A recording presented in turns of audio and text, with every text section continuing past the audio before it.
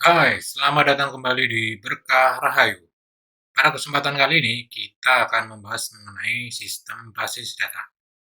Simak terus video kita dari awal sampai akhir biar teman-teman bisa tahu nih tentang apa itu sistem basis data. Langsung saja kita mulai pembahasannya. Sistem basis data. Sebelum kita ngomongin sistem basis data, maka awal mula kita harus melakukan perbandingan terlebih dahulu mengenai sistem file tradisional dengan sistem basis data. Apa itu sistem file tradisional? Sistem file tradisional merupakan penyimpanan-penyimpanan atau alat penyimpanan yang biasa kita temui di kehidupan sehari-hari.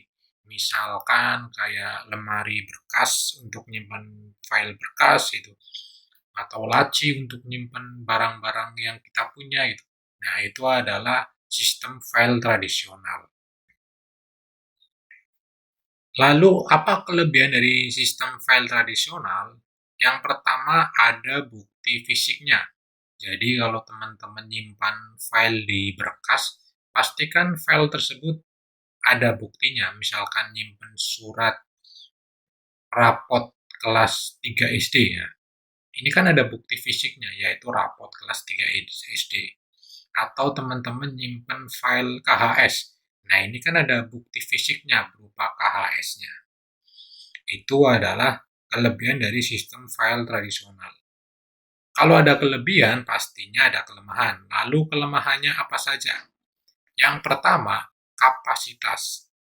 Kapasitas sistem file tradisional tidak terlalu besar. Misalkan nih, kalau laci kan hanya untuk bisa nyimpan yang sesuai ukuran laci tersebut. Saat itu sudah penuh dan kita mau nyimpan sesuatu lagi, maka kita harus membeli tempat penyimpanan yang baru yang lebih gede. Nah, itu adalah kelemahan yang pertama, yaitu kapasitas. Lalu kelemahan yang kedua itu susah dalam pencarian data. Misalkan nih, kita sudah semakin banyak berkas-berkas, surat-surat, file-file yang ditumpuk di dalam atau disimpan di dalam berkas itu, maka nanti saat kita butuh surat-surat tertentu, kita akan susah dalam melakukan pencarian surat tersebut karena jumlah filenya sudah terlalu banyak atau jumlah surat yang tersimpan di lemari berkas tersebut sudah terlalu banyak. Lalu yang berikutnya ada kerusakan. Jika kita menyimpan sesuatu surat itu ya di dalam brankas, di dalam lemari, di dalam laci, maka akan ada kemungkinan surat-surat tersebut rusak. Entah itu dimakan rayap, entah itu mungkin basah, entah itu mungkin sobek, dan lain sebagainya. Setelah kerusakan, maka masalah selanjutnya atau kelemahan dari file tradisional, sistem file tradisional, yaitu adalah keamanan. Kalau kita nyimpennya di brankas, di lemari, di laci, maka siapapun bisa membuka brankas, lemari, laci tersebut. Maka pastinya keamanannya menjadi tidak terjaga. Berikutnya adalah pengulangan data.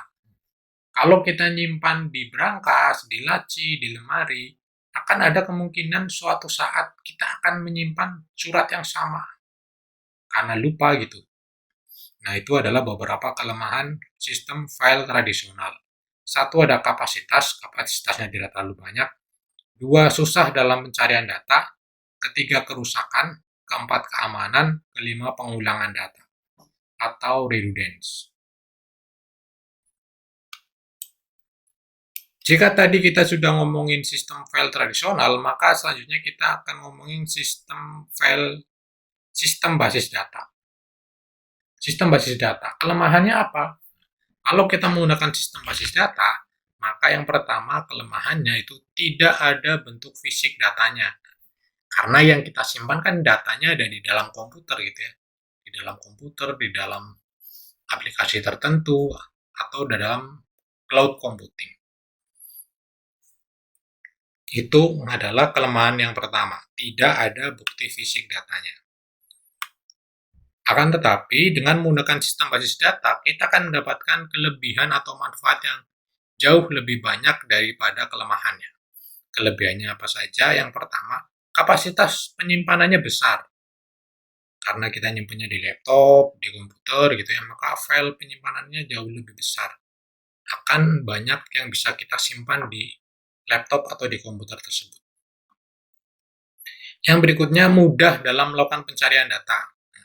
Karena kita nyimpen di komputer, di laptop itu, di Microsoft Access, di Microsoft Excel, maka kita dalam melakukan pencarian data jauh lebih mudah, tinggal disortir aja gitu. Yang berikutnya, keamanannya lebih terjaga karena orang-orang yang bisa mengakses data tersebut adalah orang-orang yang memiliki hak akses. Lalu yang berikutnya, kemungkinan terjadi pengulangan data kecil karena kita bisa atur nih untuk tidak menyimpan data yang sama. Seperti itu. Dari tadi kita udah ngomongin tentang sistem basis data, tapi kita belum bahas nih sistem basis data apa sih gitu. Kalau kita ngomongin data itu sendiri secara simple atau pengertian singkat dari data, data itu merupakan representasi fakta dunia nyata. Contohnya, data mahasiswa. Data mahasiswa kan ada nama, tempat tanggal lahir, NIP, kelas, jurusan gitu. Nah, ini merupakan data. Data ini adalah representasi atau perwakilan fakta-fakta dunia nyata.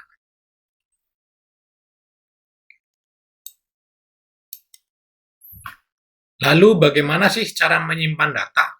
Cara menyimpan data yang paling sederhana, kita bisa simpan data di Notepad. Misalkan teman-teman nulis data, nama, tempat tanggal lahir, NIP, jurusan gitu ya, di dalam Notepad disimpan di situ. Maka itu sudah termasuk data.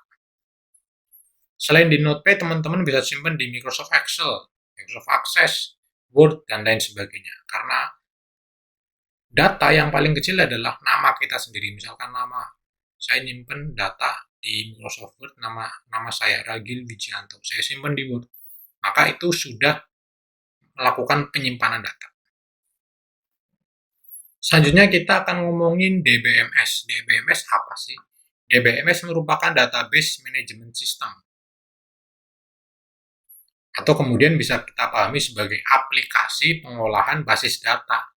Contohnya ada MS SQL Server, ada Oracle, ada Microsoft Access, ada MySQL, ada PostgreSQL, atau yang paling baru ada InnoDB.